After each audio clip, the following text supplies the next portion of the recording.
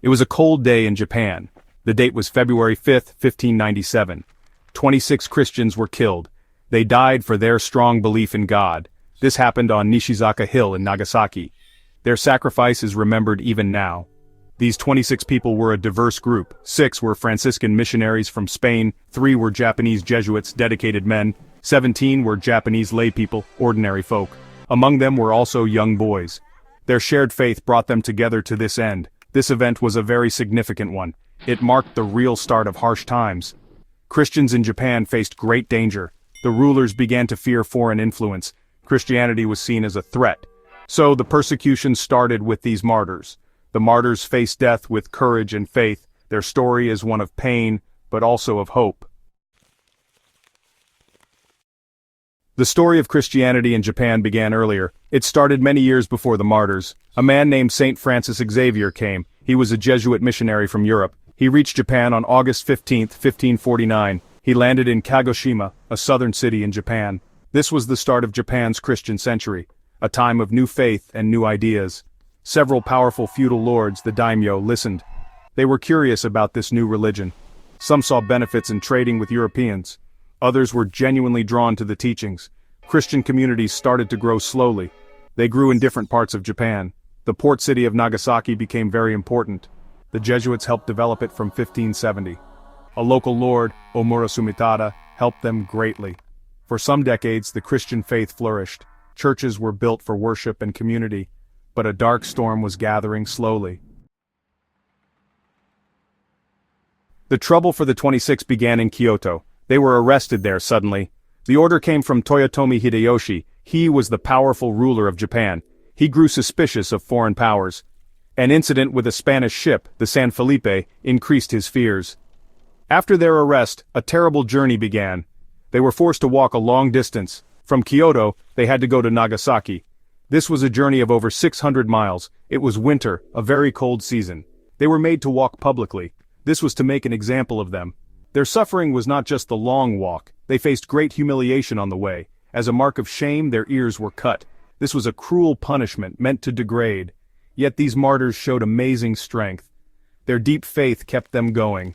Their journey was one of pain, but also of profound faith. Finally, they reached Nishizaka Hill in Nagasaki, a place that would forever be etched in history. 26 crosses stood waiting for them, each one a symbol of their impending sacrifice. They knew this was their place of death, yet their faces showed a serene acceptance. The method of crucifixion was especially cruel, designed to inflict prolonged agony.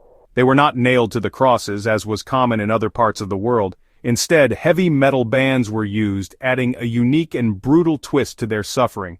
These bands held their throats, hands, and feet, ensuring they could not move.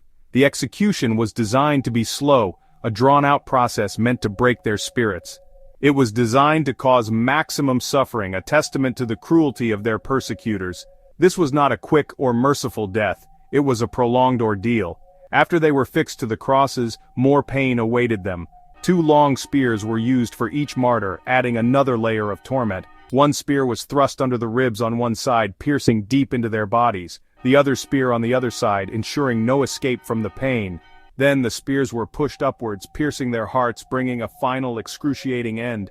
This was a truly terrible end, a fate that tested the limits of human endurance.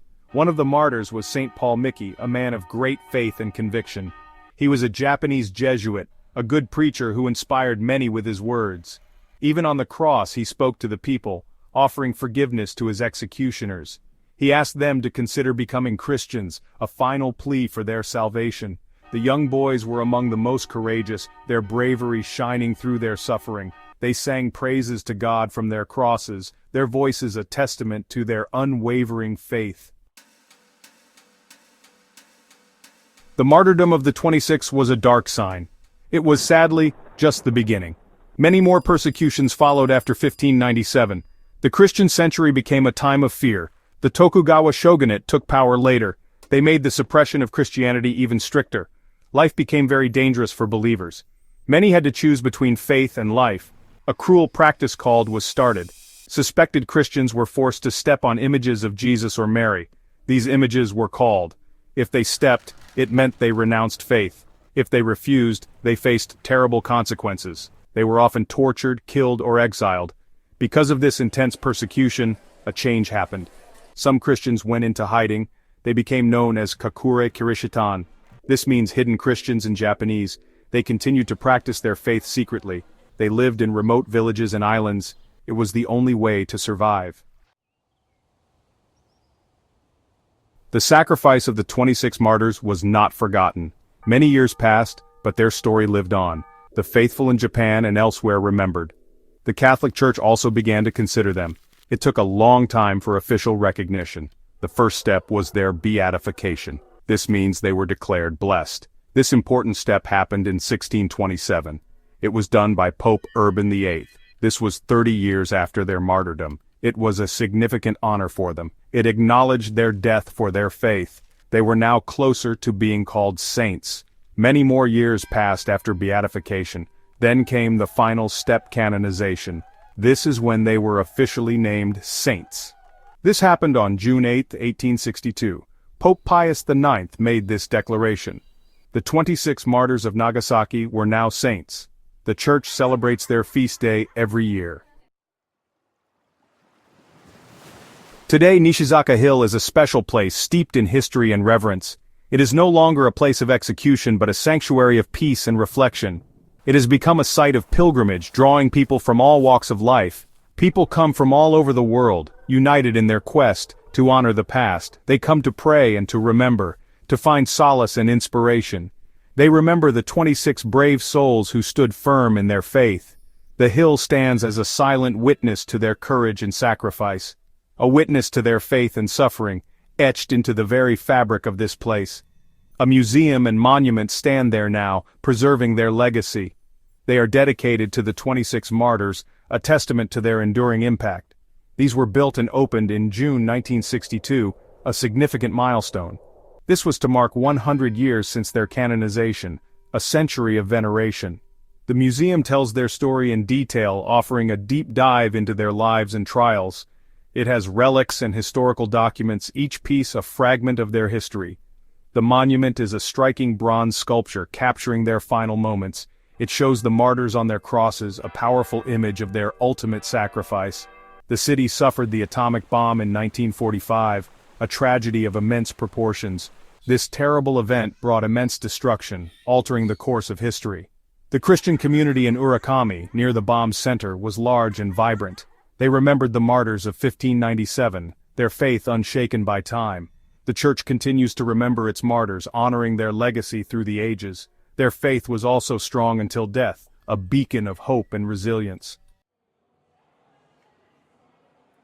The story of the 26 martyrs is old. It happened over 4 centuries ago, in a time when Japan was grappling with the influx of new ideas and beliefs.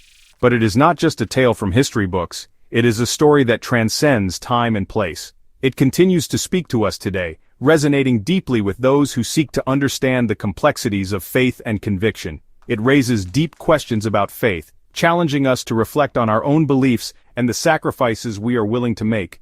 It makes us think about persecution, the harsh realities faced by those who dared to stand by their faith in the face of immense adversity. And it shows the strength of human endurance, the incredible resilience of the human spirit in the darkest of times. Their legacy is indeed a lasting one, etched into the very fabric of history and culture. My own novel, Silence, tried to explore this profound narrative. I wrote about the difficult times for Christians in Japan, delving into their struggles and the choices they had to make. I wanted to understand their struggles, to capture the essence of their pain and perseverance. The pain of choosing between faith and survival, a choice that no one should have to make. The book brought this history to many people, shedding light on a chapter that was often overlooked.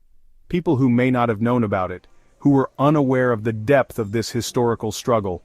It showed the complex face of belief, the multifaceted nature of faith and doubt, and the profound silence of God in times of suffering, a silence that speaks volumes. Later, a famous film director made a movie. Martin Scorsese directed Silence in 2016. It was based on my novel, bringing this powerful story to the big screen. The film reached a very wide global audience, touching hearts and minds across the world. Their spiritual strength echoes through time, a testament to the enduring power of faith and resilience.